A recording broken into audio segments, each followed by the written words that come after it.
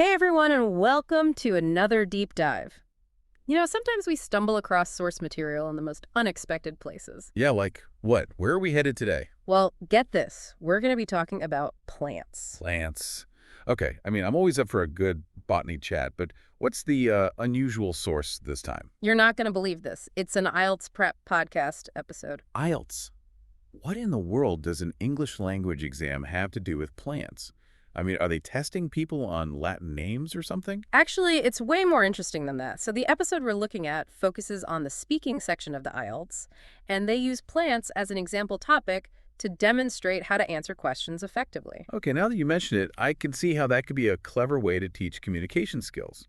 You have to be quick, think on your feet, and express yourself clearly, all while using relevant vocabulary. Exactly. And that's what caught my attention. It's not just about acing an exam, it's about learning how to talk about plants in a way that is engaging, informative, and even impressive. Okay, I'm officially intrigued. So let's back up a bit. For those of us who aren't familiar, what exactly is the IELTS? Why is speaking such a key part of it?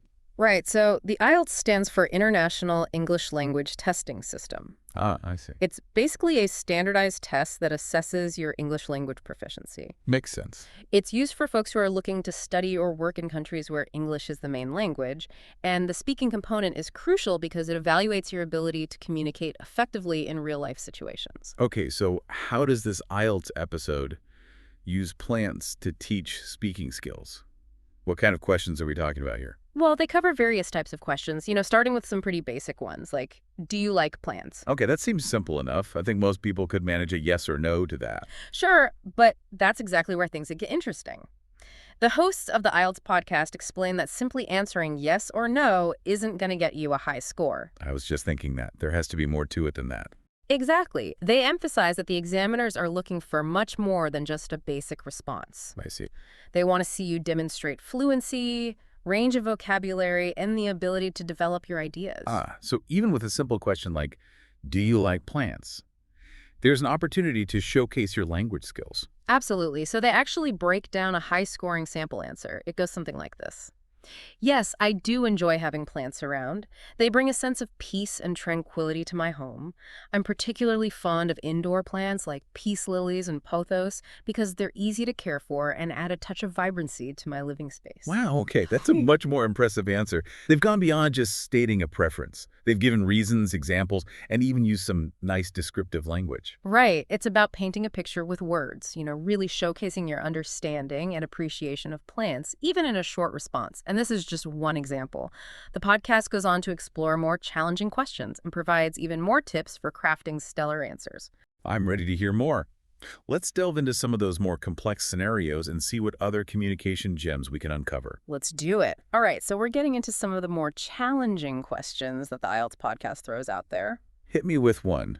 I'm curious to see what they consider challenging in the context of plants. Well, one question that stood out to me was, did you ever grow a plant as a child? Interesting. Seems pretty straightforward, but I can see how it could trip someone up if they're not prepared. Exactly. It's not just about giving a yes or no answer. Remember, they're looking for fluency, vocabulary, and the ability to develop your ideas. Right. So how would you tackle a question like that? Okay, so the host on the IELTS podcast actually gives a sample answer. Yes, I did. When I was about 10 years old, I participated in a school project where we had to grow beans in a small pot. I remember watering the plant every day and feeling so excited when it finally sprouted.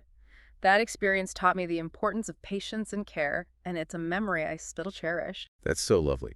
What a great example of how to turn a simple question into a compelling little story. They've used vivid language, sensory details, and even a personal touch to make it memorable. And that's one of the key takeaways from the podcast. They emphasize that storytelling is an incredibly powerful tool for effective communication, both in exams and in everyday life. Absolutely. A well-told story can make any topic, even something as seemingly mundane as growing a bean plant, come alive for the listener.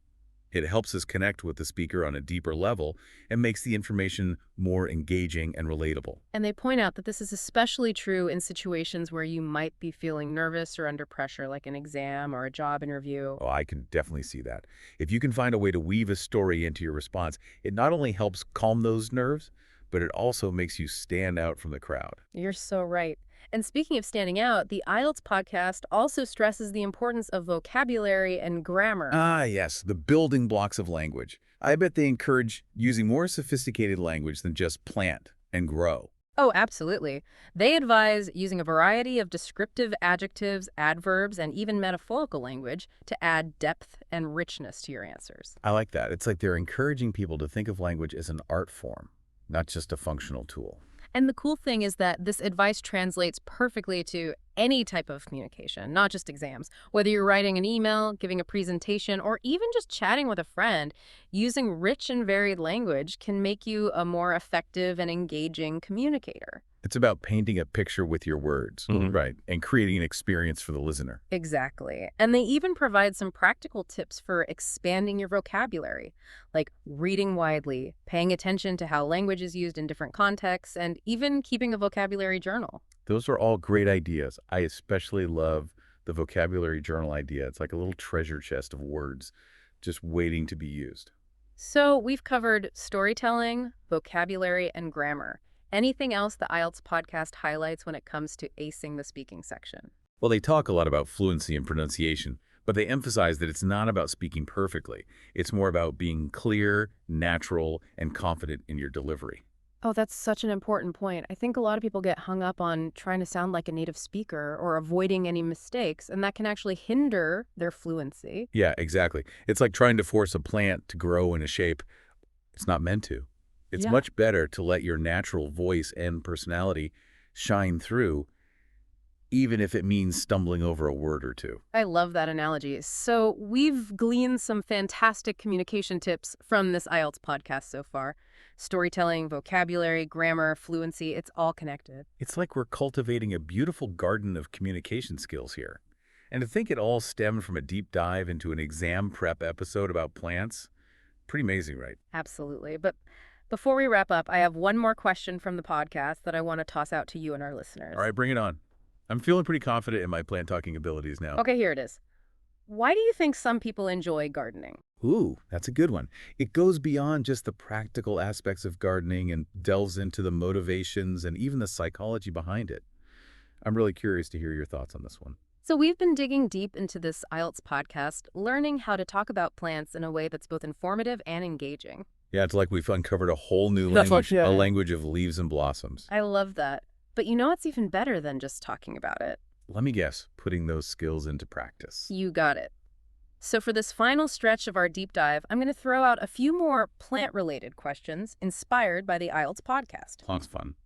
And as we go through each question, I want you, our amazing listeners, to play along. Take a moment to formulate your own answer in your head using those communication techniques we've been discussing. Excellent idea. It's like a little communication workout, getting those linguistic muscles all warmed up and ready to go. Exactly. So are you ready for question number 1? Hit me with it. All right, here it is. If you could be any plant in the world, what would you be and why? Ooh, that's a fun one. It really gets you thinking about the amazing diversity of the plant kingdom and all the unique qualities they possess. Right. Do you go for something strong and resilient like a mighty oak? Mm-hmm. Or something delicate and beautiful like a cherry blossom? Or maybe something a bit quirky and unusual like a Venus flytrap. Exactly. There's no right or wrong answer. It's all about expressing yourself and your connection to the plant world. And don't forget to use those storytelling skills. Oh, yeah. Weave in a little personal anecdote, a memory, or an experience that makes that plant special to you. Exactly. Make us feel why that plant resonates with you. Okay. Ready for challenge number 2? Bring it on. All right, here it is. What is your earliest memory of a plant? Yeah, this one takes us down memory lane. Yeah. I bet everyone has a vivid plant-related memory from their childhood tucked away somewhere. Right. It could be the sweet scent of honeysuckle in your backyard or the taste of juicy watermelon on a hot summer day. Or maybe the awe of seeing a giant sunflower for the first time. The possibilities are endless. And the key here is to really tap into those sensory details.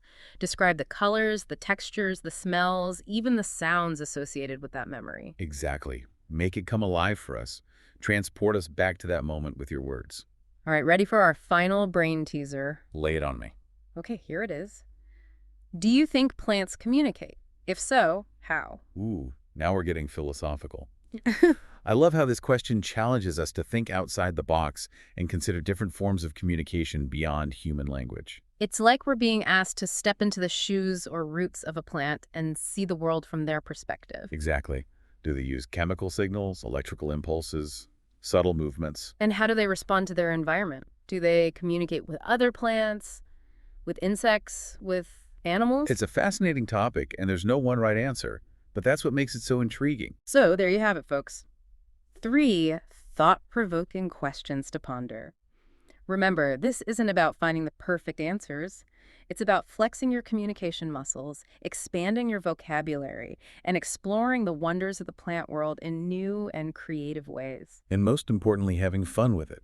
Because when we're engaged and enjoying ourselves, our communication naturally becomes more fluid and engaging. Couldn't have said it better myself.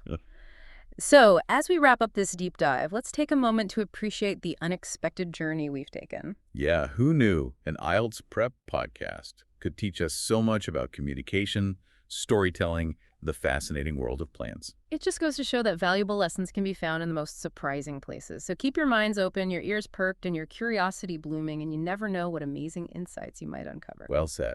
And until next time, happy gardening, happy learning, and happy communicating. That's a wrap. Thanks for joining us on this deep dive into the wonderful world of plants.